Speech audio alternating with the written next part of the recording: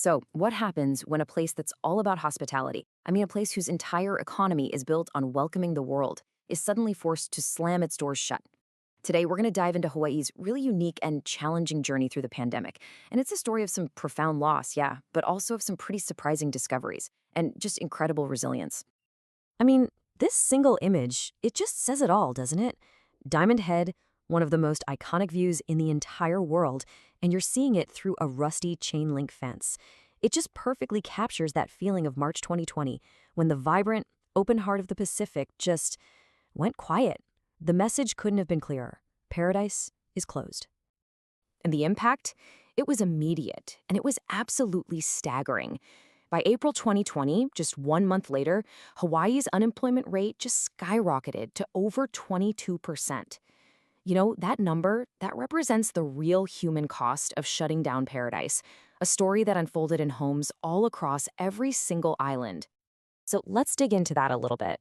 What did that sudden silence really mean?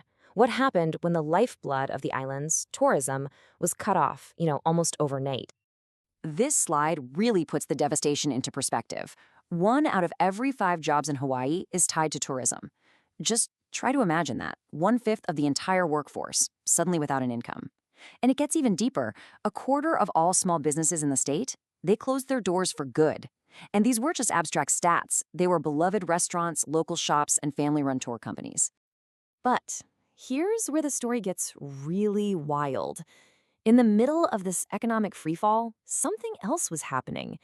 As the state was losing all this critical tax revenue, forcing cuts to public programs, the islands themselves, they started to breathe.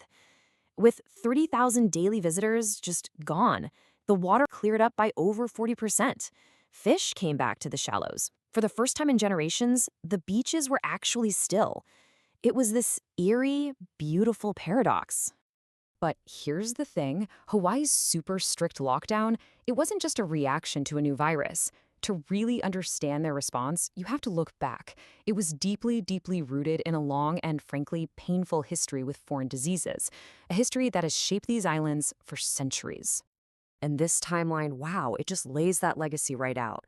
From Kamehameha the Great losing warriors to disease, all the way to Kamehameha III signing Hawaii's very first quarantine order during a smallpox outbreak. Hawaiian royalty consistently took decisive, powerful action to protect their people.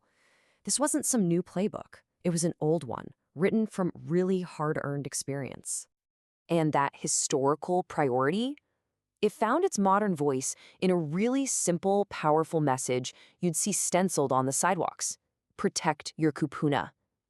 Kupuna means elders or ancestors, and they are the keepers of knowledge and tradition. So the focus on protecting them became the absolute guiding principle of the state's response. And this is the crucial point. This wasn't some abstract idea. In Hawaii, it's super common for multiple generations to all live under the same roof. And when you combine that with high rates of pre-existing conditions like asthma and diabetes, the risk of community spread became deeply, deeply personal. Now, in the face of this whole crisis, some people found a new purpose. Let's kind of zoom in on the story of just one business, Haliʻa Private Tours, to see how that spirit of community actually translated into action. This quote from the company really says it all, doesn't it? Their bookings had completely evaporated, their vans were just sitting empty, and they faced a choice that kind of mirrored the one the entire state was facing, and they chose to step up. So what did they do? They launched deliverwe.org. And it was such a simple, brilliant pivot. They used their resources to fill a critical need, delivering groceries and meals to residents who couldn't leave their homes, focusing on kupuna, and even offering free deliveries to ICU and ER workers. And these images, they just show that transformation in action. The exact same vans that once took visitors to scenic lookouts were now packed with boxes of food. Tour guides became essential community helpers.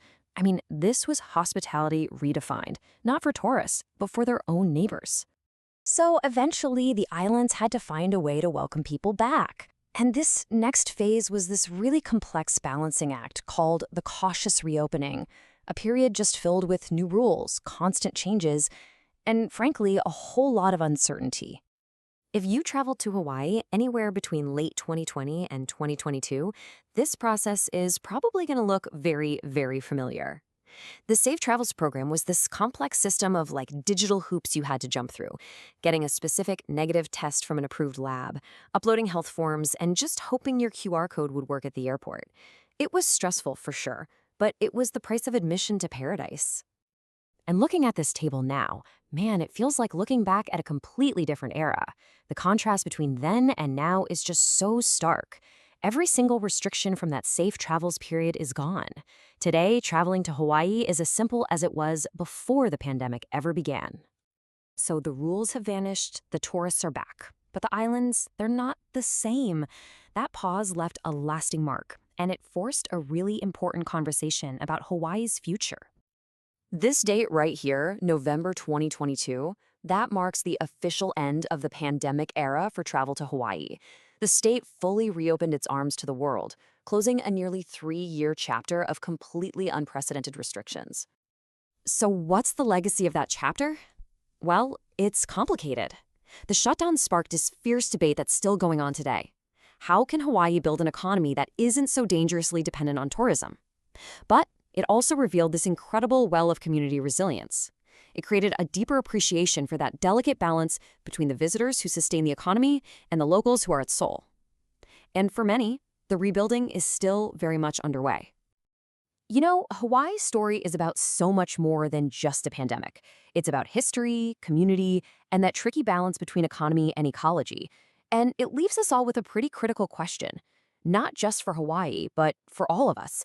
When a crisis finally ends and life goes back to normal, what lessons are just too important to forget?